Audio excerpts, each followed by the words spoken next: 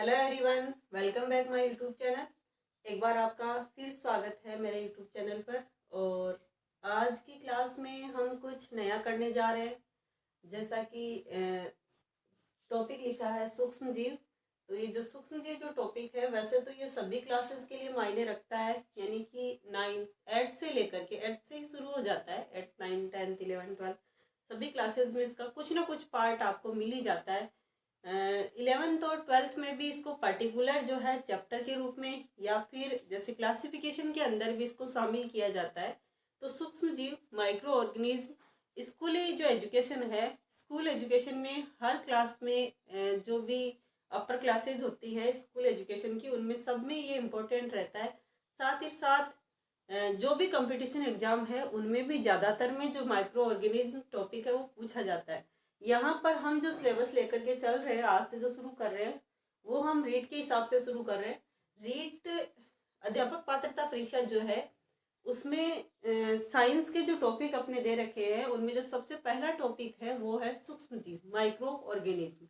तो रीट के हिसाब से हम यहाँ पर चलने वाले। हालांकि जो स्कूल एजुकेशन की जो अपने चैप्टर थे वो भी साथ में चलते रहेंगे, 11th और 12th के भी, ये भी सभी के लिए इम्पोर्टेंट है। तो आइए पढ़ते हैं माइक्रो ऑर्गेनिज्म, सूक्ष्म जीव। सूक्ष्म जीव जैसा कि नाम से पता है, जीव कैसे सूक्ष्म, यानी कि छोटे, अत्यंत सूक्ष्म, बहुत ही छोटे जीव क्या कहलाते हैं? सूक्ष्म जीव। अब कौन से जीव सूक्ष्म होंगे, क्योंकि आकार से हम कैसे डिसाइड करें कि कौन से जीव जो है सूक्ष्म होंगे? तो ऐसे जीव जो कि सजीव है, जीव है, लेकिन हम उन्हें नग्न आंखों के द्वारा नहीं देख सकते, नेकेड आइज के द्वारा जिनको नहीं देखा जा सकता, जिन्हें देखने के लिए सूक्ष्मदर्शी की यानी कि माइक्रोस्कोप की आवश्यकता होती है। या यूं कहें हम कि ऐसे जीव जो सूक्ष्मदर्शी द्वारा देखे जा सकते हैं, सूक्ष्म जीव कहलाते हैं।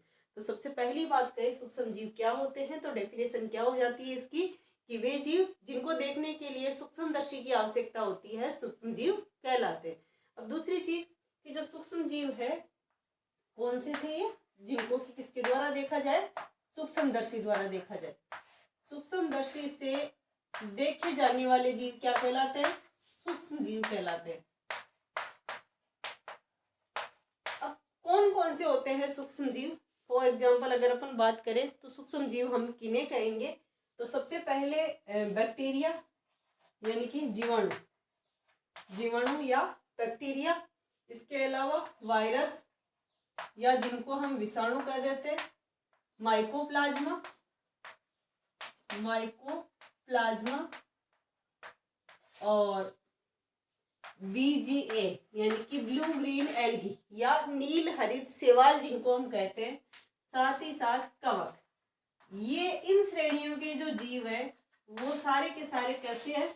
सूक्ष्म जीव है। जीवाणु, virus, mycoplasma, blue green algae यानी कि नील हरित शैवाल, और कवक यानी फंजाई, सारे के सारे क्या किस में आते हैं? सूक्ष्म जीवों में आते हैं। यानी कि हम इन सारे जीवों को, जीवाणुओं को, विषाणुओं को, माइकोप्लाज्मा को, नील हरित शैवाल को और कवकों को, इनको हम सीधे आंखों के द्वारा नहीं देख सकते। इन्हें देखने के लिए हमें कोई माइक्रोस्कोप चाहिए होता है, उसी के द्वारा हम इनको देख पाते हैं। तो ये सारे के सारे क्या है? सूक्ष्म जीव है, माइक्रो ऑर्गेनिज्म है। अब इन सूक्ष्म जीवों के बारे में हम इसमें पढ़ने वाले हैं। तो सबसे पहली चीज तो हमने पढ़ा था कि क्लासिफिकेशन जब हम पढ़ते हैं किसी का, तब आप देखते होंगे कि क्लासिफिकेशन जो दिया था R.H. विटेकर करके एक वैज्ञानिक थे, R.H. विटेकर। R.H. विटेकर ने क्या किया था? जितने भी सजीव है इस पृथ्वी पर, जितने भी जीव यहाँ इस पृथ्वी पर पाए जाते हैं, उन सारे जीवों को 5 वर्गों में बांट दिया था। 5 जगत उसने बनाए थे, जिसको हम पंच जगत अवधारणा के नाम से जानते हैं। R.H. विटेकर ने जो पंच जगत अवधारणा दी थी कि सारे जो जीव है उनको 5 जगतों में डिवाइड किया था। उनमें जो 3 जगत थे शुरू के, मोनेरा, प्रोटिस्टा, तीसरा था कवक, चौथा है प्लांटी, और 5वां है एनिमेलिया। R.H. विटेकर ने जो ये 5 जगत बताए थे, उनमें से जो मोनेरा था, प्रोटिस्टा, कवक, प्लांटी और एनिमेलिया, अब इनमें देखो मोनेरा जो आता है, मोनेरा में वो सारे जीव रखे थे उन्होंने जो प्रोकैरियोटिक थे, एक कोशिकीय थे। प्रोटिस्टा में भी एक कोशिकीय जीवों को रखा था। फर्क ये था कि ये जीव कैसे थे, यूकैरियोटिक थे। कवक में यूकैरियोटिक थे लेकिन विषमपोषी प्रकृति के कुछ बहुकोशिकीय कुछ एक कोशिकीय जीवों को रखा था। प्लांटी और एनिमेलिया में उच्च स्तरीय जीवों को रखा था। प्लांटी में सारे पौधों को रखा था, पादप जगत को, और एनिमेलिया में जंतु जगत को। तो ये करके उन्होंने 5 जगत बनाए थे। अब यहाँ पर अगर अपन इस सूक्ष्म जीव वाले अपने टॉपिक के हिसाब से बात करें तो वीटेकर के हिसाब से ये जो 3 जगत थे, मोनेरा, प्रोटिस्टा और कवक, ये तीनों के तीनों जगत किस में आ जाते हैं, सूक्ष्म जीव के अंतर्गत आते हैं। यानी कि तीनों जगत के जीव कैसे हैं, सूक्ष्म जीव कहलाते हैं। तो ये तो हुई सामान्य बात कि सूक्ष्म जीव कौन से होते हैं जिनको हम सूक्ष्मदर्शी के द्वारा देख सकते हैं। और सूक्ष्म जीवों की को कुछ नामों से हम जानते हैं, कुछ श्रेणियां जो हमने बना रखी है। वो अगर जगत की दृष्टि से बात करें तो मोनेरा, प्रोटिस्टा और कवक। और एग्जाम्पल के तौर पे हम देखें तो जीवाणु, वायरस, माइकोप्लाज्मा, नीलहरित शैवाल और कवक। इनमें से जो रीट के एग्जाम के लिए जो सिलेबस है उसमें 3 टॉपिक दे रखे हैं, जीवाणु, वायरस और कवक। 3 टॉपिक हमें पढ़ने। तो सबसे पहले हम स्टार्ट करते हैं जीवाणु या बैक्टीरिया। जीवाणु या बैक्टीरिया। जीवाणु या बैक्टीरिया हम किन्हें कहेंगे, नाम हम सुनते रहते हैं अक्सर। बैक्टीरिया या जीवाणु क्या होते हैं, अत्यंत सूक्ष्म जीव जो कैसे हो, प्रोकैरियोटिक हो। पहली चीज तो कैसे होंगे, ये एक कोशिकीय होंगे। यानी कि जीव का शरीर किससे बना होता है, एक कोशिका से। तो एक कोशिकीय, प्रोकैरियोटिक, भित्ति युक्त जो जीव होते हैं, एक कोशिकीय, प्रोकैरियोटिक, भित्ति युक्त जीव क्या कहलाते हैं, जीवाणु कहलाते हैं। देखो अगर रीड के हिसाब से हम इसको पढ़ते हैं तो हमें ज्यादा इसको डीपली या ज्यादा टाइम नहीं दे करके जो इम्पोर्टेंट है उन्हीं चीजों पे ज्यादा गौर करना चाहिए। तो पहली चीज तो ये जो है इम्पोर्टेंट रहता है कि एक जीवाणु कैसे है, एक कोशिकीय है, प्रोकैरियोटिक है और भित्ति युक्त जीव होते हैं। अब इनकी अगर अपन देखें कि बैक्टीरिया कहाँ रहते हैं तो इनके आवास की अपन बात करें, बैक्टीरिया का आवास कैसा होता है। तो बैक्टीरिया जो होते हैं, जीवाणु जो होते हैं, वो सभी आवासों में पाए जाते हैं। सभी आवासों में ये प्रेजेंट होते हैं। सभी आवासों को मतलब है कि ये जो है प्रतिकूल आवासों में भी उपस्थित रहते हैं, या यूं कहे बाकी आवासों में तो सभी जीव मिल ही जाते हैं, लेकिन ये जो है नॉर्मल आवासों के अलावा यानी जल, स्थल, वायु सब जगह होने के बाद भी ये जो है गर्म जल के झरनों में जहाँ पे कि टेम्परेचर बहुत ज्यादा होता है, या फिर ठंडे प्रदेशों में, बर्फीले क्षेत्रों में या मरुस्थलीय क्षेत्रों में, यानी कि हर क्षेत्र में ये मिल जाते हैं। सभी आवासों में पाए जाते हैं ये। साथ ही साथ अगर पोषण की हम बात करें कि बैक्टीरिया जो है वो पोषण कैसा करते हैं, मतलब भोजन किस प्रकार से लेते हैं, तो पोषण के आधार पर जो बैक्टीरिया होते हैं यानी कि वायरस जो होते हैं, पोषण के आधार पर 2 प्रकार के होते हैं। स्वपोषी भी होते हैं और विषमपोषी भी होते हैं। यानी कि जो बैक्टीरिया है, जीवाणु जो है वो अपना भोजन खुद भी बनाते हैं और भोजन के लिए ये दूसरों पर भी डिपेंड करते हैं। तो दोनों प्रकार का पोषण इनमें देखने को मिलता है, स्वपोषी और विषमपोषी। जो स्वपोषी जीवाणु होते हैं वो भी 2 प्रकार के मिलते हैं। 2 प्रकार कौन से होंगे, एक तो होते हैं रसायन संश्लेषी बैक्टीरिया, और जो दूसरे बैक्टीरिया होते हैं वो होते हैं प्रकाश संश्लेषी बैक्टीरिया। अब रसायन संश्लेषी और प्रकाश संश्लेषी से क्या मतलब हुआ कि ऐसे बैक्टीरिया, ऐसे जीवाणु जो रसायनों की सहायता से जो है भोजन का निर्माण करते हैं, अपने लिए कार्बनिक पदार्थों का निर्माण करते हैं, वो कहलाते हैं रसायन संश्लेषी। यानी कि वो भोजन जो है दूसरों से नहीं लेते, दूसरों पे डिपेंड नहीं रहते, बल्कि खुद बनाते। लेकिन खुद भी वो प्रकाश संश्लेषण द्वारा नहीं बनाते, बल्कि कुछ रसायनों को अवशोषित कर लेते हैं और उन रसायनों की सहायता से भोजन का संश्लेषण कर लेते हैं। तो वो रसायन संश्लेषी बैक्टीरिया कहलाते हैं। दूसरे होते हैं प्रकाश संश्लेषी बैक्टीरिया, यानी कि जो जिनमें क्या होता है, क्लोरोफिल होता है, और क्लोरोफिल होने की वजह से ये क्या कर लेते हैं, प्रकाश संश्लेषण। क्लोरोफिल जो होता है इनमें बैक्टीरियोविरिडिन और बैक्टीरियो क्लोरोफिल प्रकार के जो है वर्णक मिलते हैं इसमें क्लोरोफिल के। तो वो उन क्लोरोफिल की वजह से ये प्रकाश संश्लेषण कर लेते हैं, अपना भोजन खुद बना लेते हैं। तो ये स्वपोषी थे। कुछ जो बैक्टीरिया होते हैं वो विषमपोषी होते हैं, यानी कि उन्हें पोषण के लिए दूसरों पे डिपेंड रहना पड़ता है। और विषमपोषी जो बैक्टीरिया होते हैं वो कई प्रकार के मिलते हैं। कुछ परजीवी के रूप में पाए जाते हैं, यानी कि दूसरों के शरीर पर रहते हैं, वहां से पोषण लेते हैं दूसरों के शरीर में रह करके, तो परजीवी के रूप में होते हैं। कुछ जो बैक्टीरिया होते हैं वो मृतपोषी के रूप में पाए जाते हैं, यानी कि वो मरे हुए सड़े गले कार्बनिक पदार्थों का अपगठन करके उनसे पोषण लेते हैं। तो परजीवी के रूप में बैक्टीरिया या जीवाणु जो कि दूसरों के शरीर पे रहते हैं या शरीर के अंदर रहते हैं, उनसे अपना पोषण लेते हैं। और बहुत सारे जो परजीवी बैक्टीरिया होते हैं मोस्टली वो कैसे होते हैं, रोगजनक होते हैं, जो कि रोग उत्पन्न करते हैं। जैसे विब्रियो कोलेरी जो हैजा उत्पन्न करता है, क्लोस्ट्रीडियम टिटेनी जो टिटनस रोग उत्पन्न करता है, और डिप्थीरियाई जो है डिप्थीरिया रोग उत्पन्न डिप्थीरियाई जो है। उसके अलावा बहुत सारे जो बैक्टीरिया है जो कि जीवों के अंदर रहते हैं और रोग उत्पन्न करते हैं, वो परजीवी कहलाते हैं। मृतपोषी बैक्टीरिया जो क्या करते हैं, मृत जो कार्बनिक पदार्थ है, जैसे कि कोई जीव है मृत हो गया, उस या कोई पेड़ पौधा जो है वो सूख गया, गिर गया, उसके बाद में कुछ समय बाद हम देखते हैं कि वो पेड़ पौधे का जो पार्ट था या फिर उस जीव की जो ऊपर पहले चमड़ी थी, एक खाल हुआ करती थी, लेकिन धीरे धीरे समय के साथ क्या हो जाता है, कुछ समय बाद हमें उसका कुछ जो है नामो निशान नहीं दिखाई देता, सारा का सारा अपगठन हो चुका होता है। तो वो अपगठन कौन करते हैं, मृतपोषी बैक्टीरिया करते हैं। और तीसरे प्रकार के जो विषमपोषी बैक्टीरिया होते हैं वो होते हैं सहजीवी। सहजीवी बैक्टीरिया सेप्रोफाइटिक, ये भी कैसे हैं, विषमपोषी। ये भी पोषण के लिए दूसरों पर डिपेंड करते हैं, लेकिन ये दूसरों को उस समय नुकसान नहीं पहुंचाते, बल्कि उनके साथ सिम्बायोटिक जो है संबंध में रहते हैं ये, यानी कि सहजीवी संबंध में रह करके पोषण लेते हैं। जैसे कुछ बैक्टीरिया जो है राइजोबियम जीवाणु, हमने नाम सुन रखा है। राइजोबियम क्या करता है, फलीदार जो पौधे होते हैं, लेग्यूमिनेसी कुल के जो पौधे हैं, उन पौधों की जड़ों में रहता है और वहां पर नाइट्रोजन का फिक्सेशन करता है, N2 का स्त्रीकरण करता है, यानी नाइट्रोजन को नाइट्रेट्स और नाइट्राइट्स में चेंज कर देता है, जिससे वो नाइट्रोजन जो है वो पौधे को मिल जाती है और पौधे से खुद पोषण प्राप्त कर लेता है। तो दोनों को लाभ होता है इसमें। सहजीवी संबंध क्या होता है, जब कोई दो सजीव एक साथ रहते हैं, एक दूसरे को लाभ पहुंचाते हैं, एक दूसरे पे डिपेंड रहते हैं, तो वो सहजीवी संबंध कहलाता है। एक दूसरे को कोई नुकसान नहीं करते हैं। तो कुछ जीवाणु जो है वो कैसे रहते हैं, सहजीवी के रूप में पाए जाते हैं। तो पोषण के आधार पर हमने बैक्टीरिया को देखा, दो प्रकार के थे, स्वपोषी और विषमपोषी। स्वपोषी में रसायन संश्लेषी भी थे और प्रकाश संश्लेषी भी थे, और विषमपोषी में परजीवी, मृतपोषी और सहजीवी थे।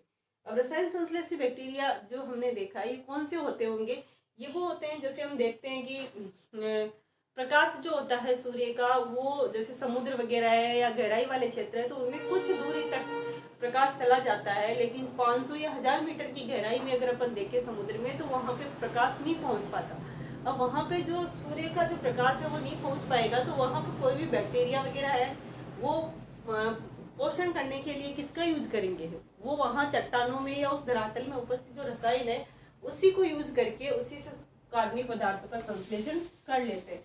तो बैक्टीरिया में हमने देखा कि जो जीवाणु या जो बैक्टीरिया होते हैं ये कैसे होते हैं, एक कोशिकीय होते हैं, प्रोकैरियोटिक होते हैं, भित्ति युक्त जीव होते हैं और सभी आवासों में ये मिलते हैं। पोषण इनमें स्वपोषी और विषमपोषी दोनों प्रकार का होता है। श्वसन की अगर हम बात करें इनमें, तो श्वसन भी ये जो है दोनों प्रकार का कर लेते हैं, वायवीय और अवायवीय श्वसन, यानी ऑक्सी और अनॉक्सी दोनों प्रकार का श्वसन करते हैं। कुछ बैक्टीरिया पर्टिकुलर ऑक्सी श्वसन ही करते हैं, कुछ अनॉक्सी करते हैं, और कुछ ऐसे भी होते हैं जो दोनों प्रकार का श्वसन करते हैं, यानी कि जब उनके लिए परिस्थिति जो है अनुकूल होती है तो ऑक्सी श्वसन करते हैं, जब प्रतिकूल परिस्थिति होती है तो वो अनॉक्सी श्वसन यानी अवायवीय श्वसन बिना ऑक्सीजन के भी श्वसन कर लेते हैं। तो ये सामान्य चीजें थी। उसके बाद में हम बैक्टीरिया की संरचना पे थोड़ा सा गौर कर लेते हैं। बैक्टीरिया के स्ट्रक्चर अगर अपन देखेंगे, संरचना अगर देखें तो यहाँ पर मैंने एक डायग्राम ड्रॉ किया है बैक्टीरिया की संरचना को बताने के लिए। सबसे बाहर बैक्टीरिया में क्या पाया जाता है, कैप्सूल होता है। सबसे बाहर की तरफ जो लेयर पाई जाती है बैक्टीरिया के शरीर में वो क्या होती है, कैप्सूल, उसको हम कैप्सूल कहते हैं। और ये जो कैप्सूल जो बनता है बैक्टीरिया के सबसे बाहर की तरफ एक जो लेयर बनती है, ये कैप्सूल सभी बैक्टीरियाज में नहीं मिलता, यानी कि सारे जीवाणुओं में देखने को नहीं मिलता। ये केवल जो रोगकारी जीवाणु होते हैं, मोस्टली जो रोग कारक जीवाणु होते हैं जिनके द्वारा रोग उत्पन्न होते हैं जीवों में, उन रोगजनक जीवाणुओं में ज्यादा मिलता है कैप्सूल। तो सबसे बाहर कैप्सूल होता है। उसके बाद में सेकंड जो लेयर है ये वाली, ये सेकंड लेयर जो होती है ये कहलाती है कोशिका भित्ति या सेल वॉल। अब जो बैक्टीरिया की जो सेल वॉल होती है, कोशिका जो भित्ति होती है, ये कोशिका भित्ति किसकी बनी होती है, यानी कि कैप्सूल के बाद कुछ में तो ये सबसे बाहर का आवरण होता है, कुछ में जैसे रोगजनक बैक्टीरिया है उनमें कैप्सूल है तो कैप्सूल के बाद ये दूसरा आवरण होता है। तो ये जो सेल वॉल होती है कोशिका भित्ति, ये कठोर आवरण होती है बैक्टीरिया का और ये उसे सुरक्षा देती है, सुरक्षित बनाए रखती है। पहली चीज बनी किसकी होती है, ये बनी होती है पेप्टिडोग्लाइकेन की, पेप्टिडोग्लाइकेन की। इम्पोर्टेंट है, ये याद रखने योग्य है कि बैक्टीरिया की जो सेल वॉल है वो किसकी बनी होती है, पेप्टिडोग्लाइकेन, व और किसकी बनी होती है, NAG व NAM की। ये दो शॉर्टली मैंने नाम लिखे हैं, NAG व NAM। NAG का फुल फॉर्म क्या होगा, एसिटाइल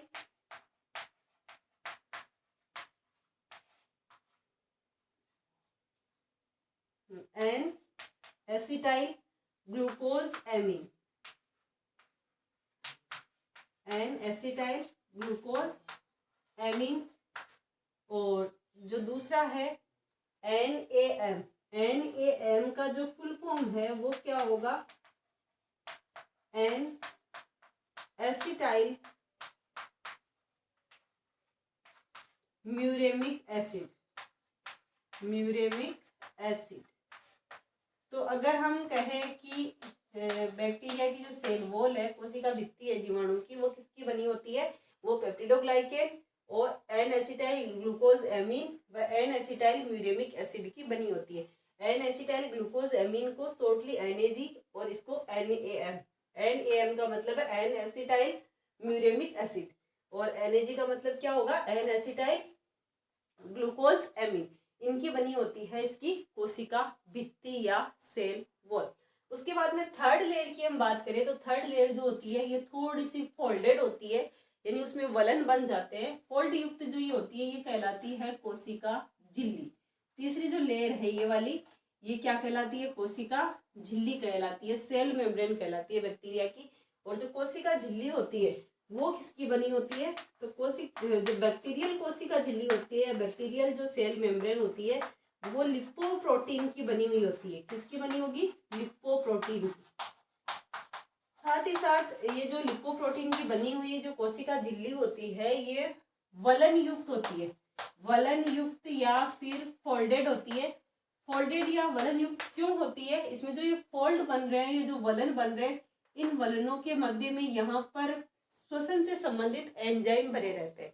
ये जो वलन बन गए कोशिका झिल्ली में, इनमें क्या बने रहते हैं, श्वसन से संबंधित इसमें एंजाइम बने रहते हैं। और ये श्वसन के संबंधित जो एंजाइम है इनके द्वारा श्वसन की क्रिया जो है माइटोकॉन्ड्रिया की तरह ये वर्क करते हैं, निश्वसन की क्रिया को संपन्न करते हैं बैक्टीरिया में।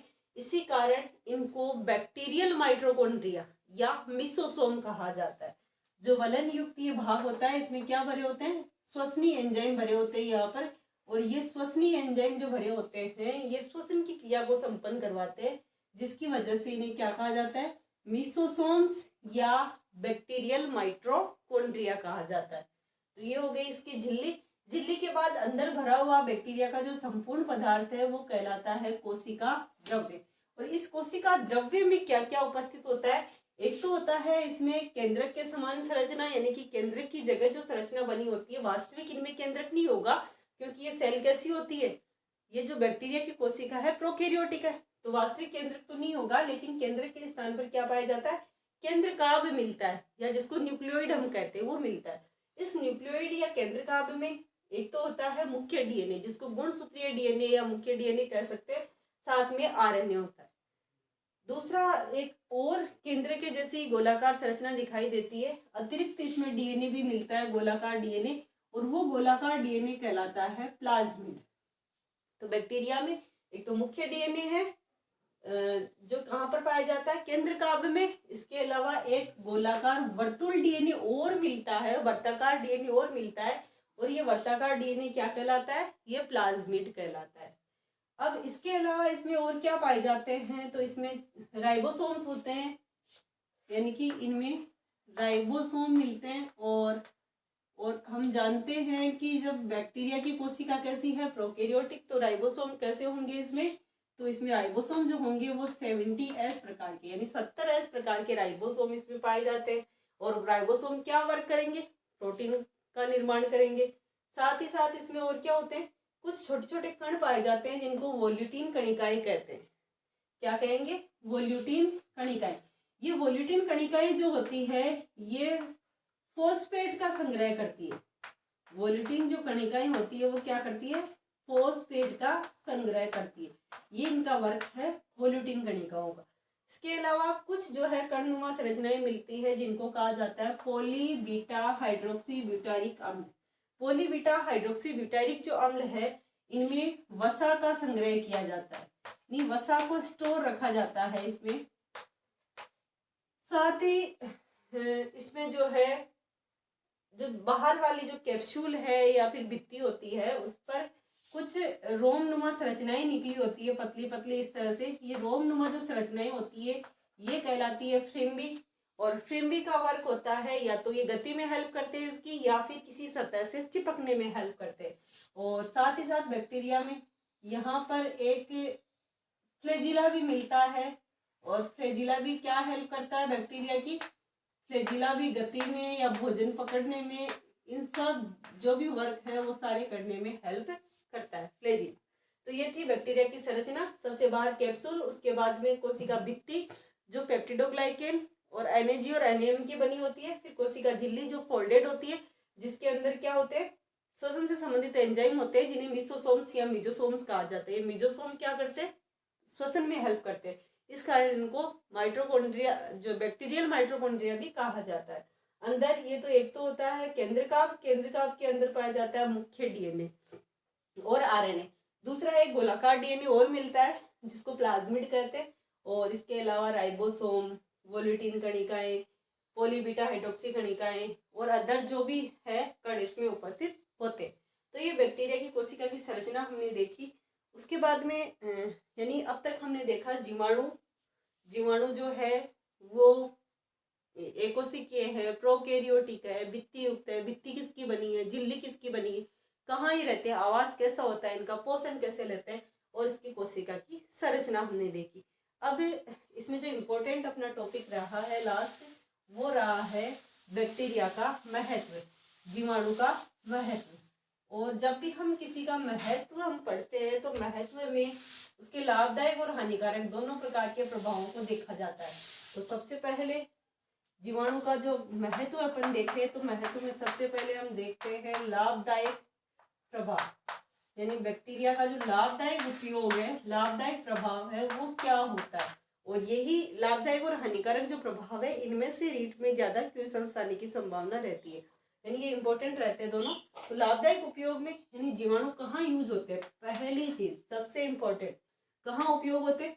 भूमि जो है, मिट्टी जो होती है, सॉइल, उस मिट्टी की उर्वरा शक्ति बढ़ाने में, उर्वरता बढ़ाने में या उसका उपजाऊपन बढ़ाने में क्या होता है? बैक्टीरिया का, जीवाणुओं का उपयोग होता है। कैसे होता है? कुछ जो बैक्टीरिया होते हैं वो क्या करते हैं, मिट्टी में जो भी अपशिष्ट नाइट्रोजनी पदार्थ होते हैं जैसे कि अमोनिया है, यूरिया है या फिर यूरिक अम्ल है, जो भी नाइट्रोजनी जो अपशिष्ट पदार्थ होते हैं उन नाइट्रोजनी अपशिष्ट पदार्थों को नाइट्रेट में चेंज कर देते हैं। बैक्टीरिया क्या करते हैं? नाइट्रोजनी जो अपशिष्ट है इन नाइट्रोजनी अपशिष्टों को किसमें बदल देते हैं? चेंज कर देते हैं। किसमें? नाइट्रेट या नाइट्राइट में। और हम जानते हैं कि नाइट्रोजन जो है पौधों के लिए अत्यंत जरूरी होती है, लेकिन पौधे उसको नाइट्रोजन के रूप में यूज नहीं कर पाते।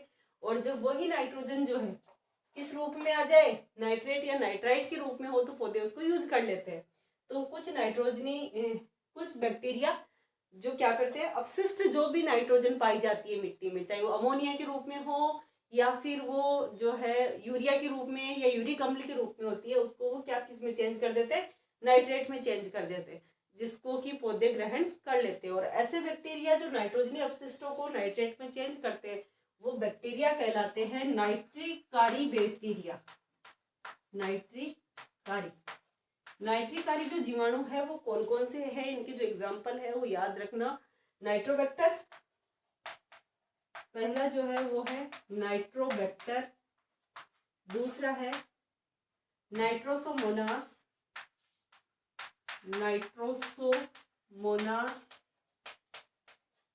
और तीसरा जो है वो है नाइट्रोकोकस। ये जो बैक्टीरिया है ये क्या कहलाते हैं? नाइट्रिकारी बैक्टीरिया कहलाते हैं, क्योंकि ये अपशिष्ट नाइट्रोजन को किसमें चेंज कर देते हैं? नाइट्रेट और नाइट्राइट में चेंज कर देते हैं। नाइट्रोसोमोनास और नाइट्रो जो कोकस बैक्टीरिया है ये तो यूरिया, अमोनिया, यूरिक अम्ल इसको बदलते हैं नाइट्राइट में, और फिर नाइट्राइट को जो नाइट्रोबैक्टर बैक्टीरिया होता है वो नाइट्रेट में चेंज कर देता है। तो इस कारण पहले भूमि की उर्वरता शक्ति बढ़ाने वाले पहले बैक्टीरिया, 3 जो बैक्टीरिया है ये क्या कहलाते हैं? नाइट्रिकारी बैक्टीरिया। उसके बाद में वायुमंडलीय जो नाइट्रोजन है, उस वायुमंडलीय नाइट्रोजन का स्त्रीकरण करने वाले जो बैक्टीरिया है वो स्त्रीकारी बैक्टीरिया कहलाते हैं। वायुमंडलीय जो N2 है इसका जो फिक्सेशन करते हैं, यानी कि स्त्रीकरण करते हैं, वायुमंडलीय नाइट्रोजन का जो फिक्सेशन या स्त्रीकरण करने वाले जीवाणु होते हैं वो क्या कहलाते हैं? स्त्रीकारी जीवाणु कहलाते हैं। और वायुमंडलीय नाइट्रोजन का स्त्रीकरण जो है वो करने वाले जो जीवाणु 2 प्रकार के होते हैं। एक तो होते हैं मुक्त जीवी जीवाणु, स्वतंत्र जीवी या मुक्त जीवी, और दूसरे होते हैं सहजीवी, यानी कि नाइट्रोजन स्त्रीकारी जो जीवाणु है जो वायुमंडलीय नाइट्रोजन का स्त्रीकरण करके उसे NO2 या NO3 माइनस यानी कि नाइट्रेट और नाइट्राइट में चेंज करते हैं, वो 2 प्रकार के होते हैं, मुक्त जीवी और सहजीवी। जो मुक्त जीवी है वो तो होते हैं एजेटोबैक्टर, बेंजेरिंकिया और क्लोस्ट्रीडियम। एजेटोबैक्टर,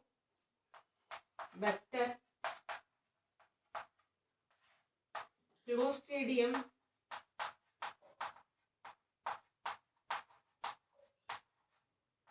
और बेंजेरिंकिया।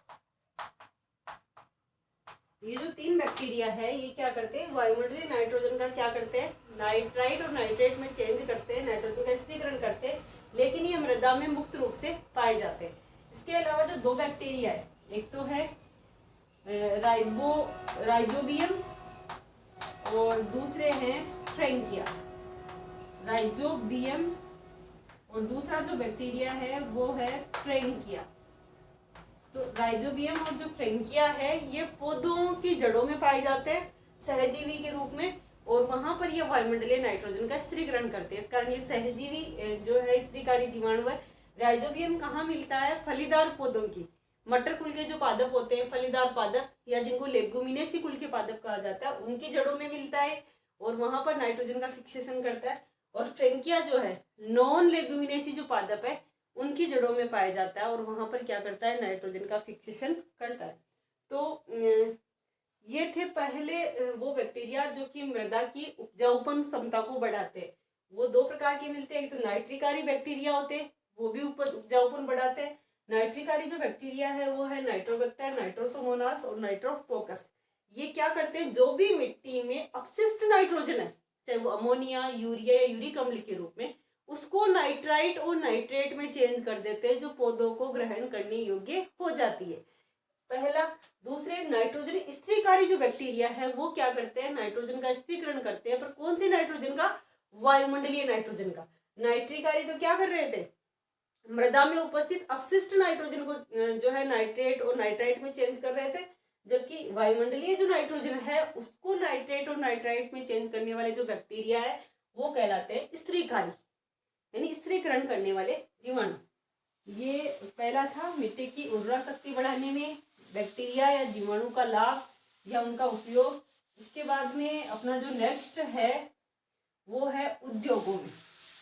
उद्योगों में जो बैक्टीरिया है उनसे उनका क्या महत्व होता है या उनका क्या लाभ होता है। तो नेक्स्ट जो है उद्योगों में, जिसमें सबसे पहले डेयरी उद्योग में जो है लैक्टोबैसिलस जो जीवाणु है, लैक्टोबैसिलस जीवाणु का उपयोग किया जाता है दूध से दही बनाने में। पहला उपयोग डेयरी उद्योग में। उसके बाद में दूसरा जो उपयोग है वो है स्ट्रेप्टोमाइसिन, जो एंटीबायोटिक बनाई गई, वो भी बैक्टीरिया से बनाई गई। तीसरा जो उपयोग है सिरका या विनेगर के निर्माण में। सिरका या विनेगर के जो निर्माण में बैक्टीरिया काम में लिया जाता है एसिटोबैक्टर एसिटाई। एसिटोबैक्टर एसिटाई जो जीवाणु है इसके द्वारा क्या किया जाता है, सिरका या विनेगर का निर्माण किया जाता है। यानी सिरका निर्माण में भी बैक्टीरिया या जीवाणु यूज होते हैं। कौन सा जीवाणु काम में आएगा, एसिटोबैक्टर एसिटाई। सिरका क्या होता है, एसिटिक अम्ल का जलीय विलयन होता है, यानी कि एसिटिक अम्ल का जलीय विलयन बनाया जाता है, उसमें एसिटोबैक्टर एसिटाई जीवाणु डाला जाता है, जो किण्वन करके उसको किसमें चेंज कर देता है, विनेगर में या सिरके में चेंज कर देता है। इसके अलावा चाय की जो पत्तियां हैं, चाय की पत्तियों में खुशबू और जो है विशेष गंध उपयोग जो है उत्पन्न करने में, यानी कि चाय के प्रसंस्करण में भी किसका यूज होता है, बैक्टीरिया का। और माइक्रो कोकस कैंडिसेंस जो बैक्टीरिया है, माइक्रो कोकस कैंडिसेंस, माइक्रोकोकस जो कैंडिसेंस बैक्टीरिया है, ये चाय की पत्तियों में खुशबू उत्पन्न करने में, चाय के प्रसंस्करण में, उद्योगों में काम में आता है। इसके अलावा एक bacteria bacillus megaterium, bacillus megaterium जो बैक्टीरिया है वो तंबाकू में गंध उत्पन्न करने में यूज होता है। Bacillus megaterium,